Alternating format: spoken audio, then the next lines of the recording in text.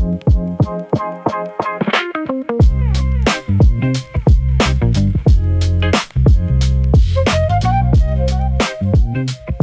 Kitty, why are we here? Why did we agree to sit here and look silly? Because we were asked to, and we always do what's required from the Justice Center to help them.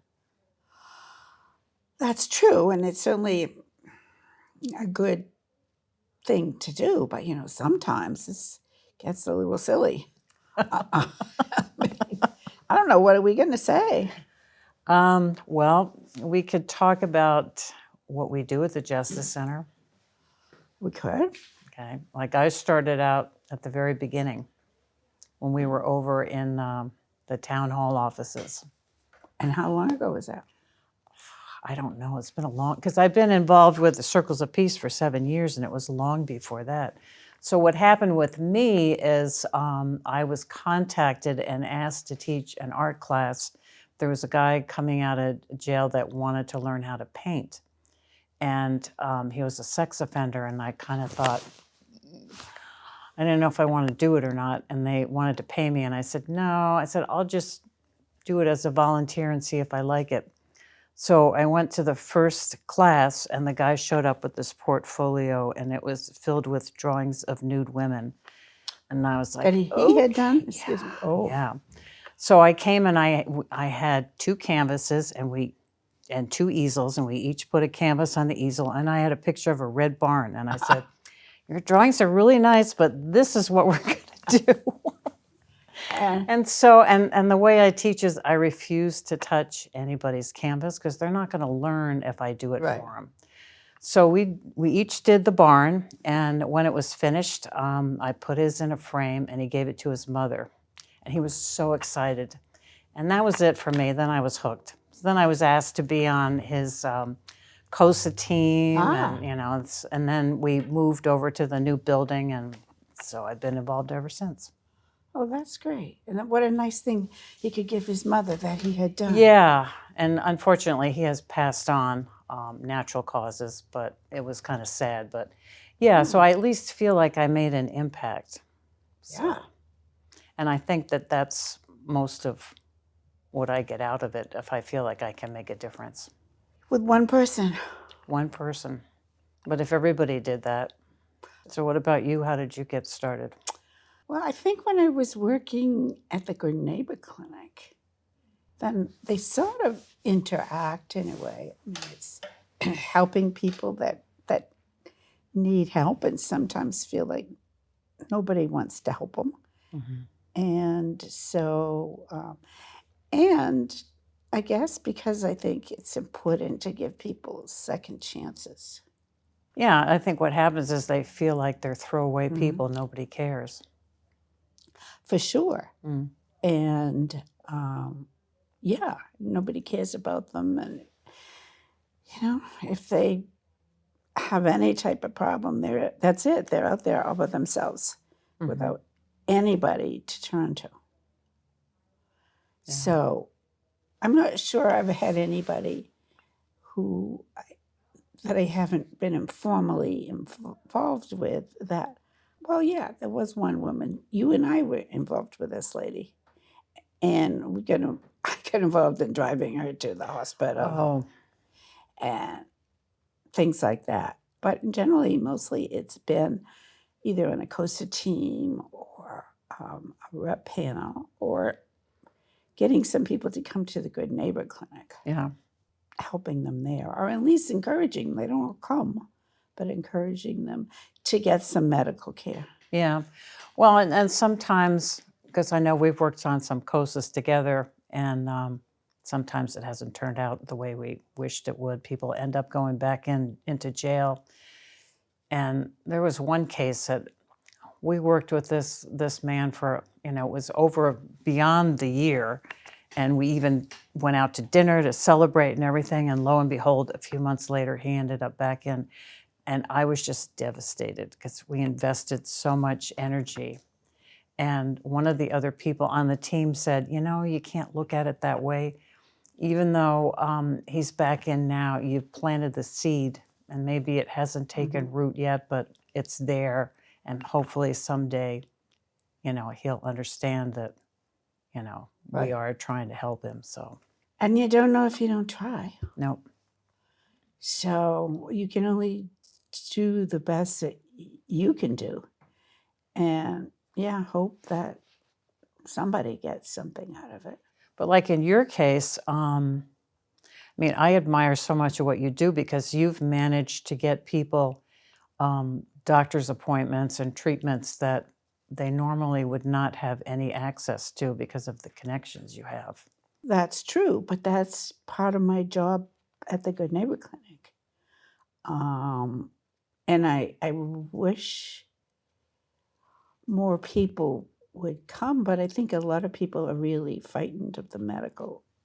Well, but do all the doctors go to the extent that you do?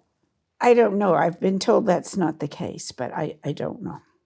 I would guess not, because I know that some of the people we've worked with have said, oh, I can't get a doctor's appointment for another 6 or 8 months or something, and yet, when we ask for your assistance, usually you can get people help pretty quickly. I really put an effort into making, if somebody needs help, trying to find them help. Like there was somebody recently who I was thinking needed some dentures, and I was able to figure out how to make that work if the person was interested. So, but I think I learned more from them than Yeah. they learned from me. That's true. I think you really learn to see what people's lives are like and to realize how difficult it is, and to realize that a lot of their lives started like when they were 2 or 3. I mean, they just never had a chance. So, we had a chance, so We're lucky. we're lucky. But so many of those people just didn't have anybody that cared about them, or if their parents did, they didn't know how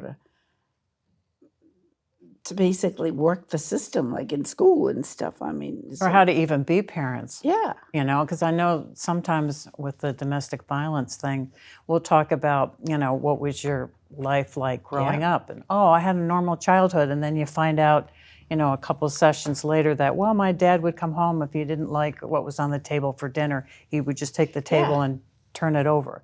And that's their idea of normal. So if that's the example that they're given, then how can we not think that that's not the way they're going to be when they grow up? Right. And I think that's so many times, and we just don't realize that. We just think everybody sort of was like us. And so it was really good to know that. And one thing I've learned, particularly with my grandkids, is to really teach them about giving them, me, and everybody else a second chance. Yeah. And I think we can pass that on to everybody we meet, how important it is.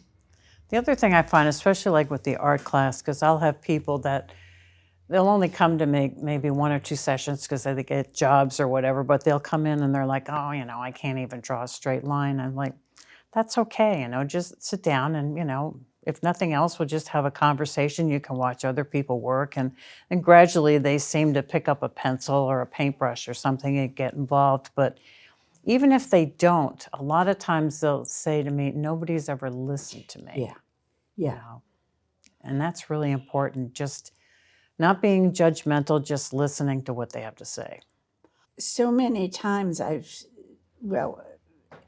not just in the Justice Center, but just working with patients, I'll sit there and I'll say nothing and they'll talk. Yeah. And then I'll get up to leave and they said, oh, thank you. That was so helpful. And I never said a word. I never said one word. But it's true. Just to listen and to show that you care, maybe. Yeah. And another thing is to, I think, just sit down with the person and not just stand over them and, to really get down on their level. Yeah. I don't know. It just makes me feel good to try to help somebody. So, and I have a hard time saying no, I should have it tattooed to Yeah. my forehead. Yeah, me too. That would be a good tattoo. Yeah, just go. Yeah. Yeah. But yeah, I think just to feel like you did something productive. Yeah. Yeah, I just can't not try to do something productive to help people. And then a part of it is, I think it's really important for people to be engaged in the community. And Right. that's why in my role with Glad Rags, I've tied the two things together. So we have, these 2 sales twice a year. And most of us that are working on it are getting older, and we need help carrying heavy boxes and things like that. And getting people from the Justice Center to come over and help us. They're engaging with the other volunteers we have. We have a lot of laughs with it. They, get some things for their apartment or for clothing or whatever, and it's kind of a win-win for everybody, and everybody seems to enjoy it. So I think that's part of it. If we can get people back into the community where they feel useful and, feel like they're worth something, I think that that's really helpful. Yes, and I think it's really helpful for the other volunteers because they get to meet them and they really enjoy working with them. And some of them are pretty funny.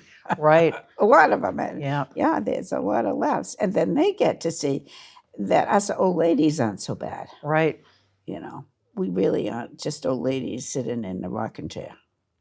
And I don't think I could do that. I'd probably be dead in a week. Yeah, I would too. But, and then there's been times where I've met somebody and they, ask me, well, what do you do? And I tell them about the work that I do.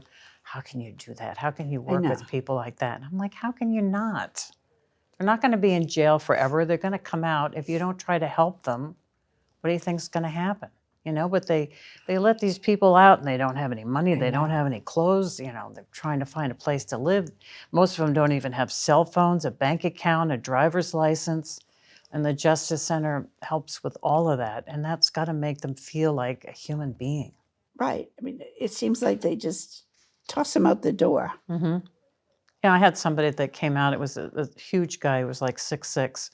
Middle of winter, no boots, no hat, no coat. Now we had someone else that has recently just graduated from our program and moved on, and he's done really well. When he came out, he showed up at the Justice Center, and he had just gotten out of court. He still had on his prison outfit and those, little flimsy shoes that they have on. And he had no place to go. And oh my God. Yeah. So you got him some clothes. Mm-hmm. Yep. And he had no place to sleep. He had no place to sleep, and we actually bought him a bus ticket because he had family that lived in, I think it was Brattleboro. We got him on the bus to Brattleboro.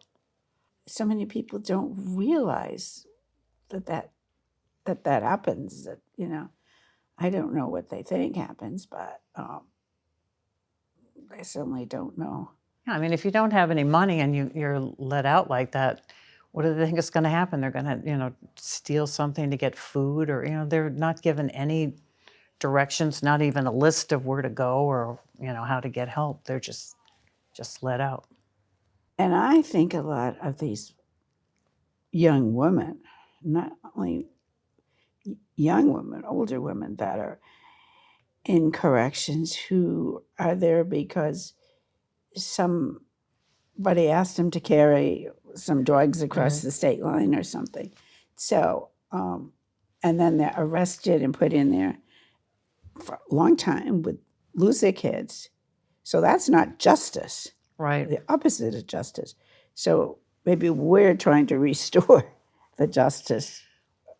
Because it's all based on punishment instead of trying to help somebody. Because it's kind of like, well, why did they do what they did to begin with, Right. And many of these women, did nothing but just got involved with the wrong person. Well, in the justice system, when they're in jail, they don't really provide them with any kind of services to help them. Nope, they don't. I remember years ago we worked with one guy, he was constantly in and out of jail. And the main reason is because he didn't know how to take care of himself. And he figured he at least had a bed and meals. And, finally we worked with him, and eventually he got his own apartment, and, he did fine. But it took a long time for him to realize that, there is a better way to life than just doing stuff so that, you have a bed to sleep on. And I've heard more than one person say, I wouldn't mind going back to jail. At least I have a hot meal and a bed to sleep on. Mm-hmm. So we can help people get that. But that's sad, but that's not uncommon to hear people say that. So what would you say is the hardest thing you have to deal with? It's hard when people have to go back to corrections. But again, you can only do what you can do. I don't think it's really hard. I really enjoy meeting the people. I learn from them. It makes me feel like I'm giving back, no matter if I do some little tiny thing.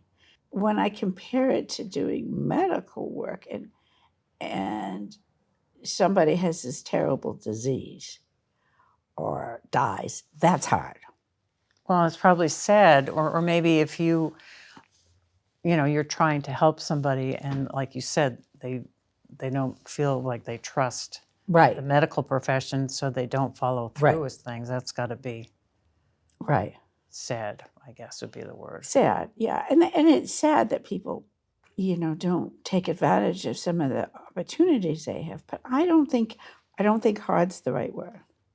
I guess probably what it is trying to build that trust. Yes. That's a hard thing. That's a very hard thing. And doing it by listening.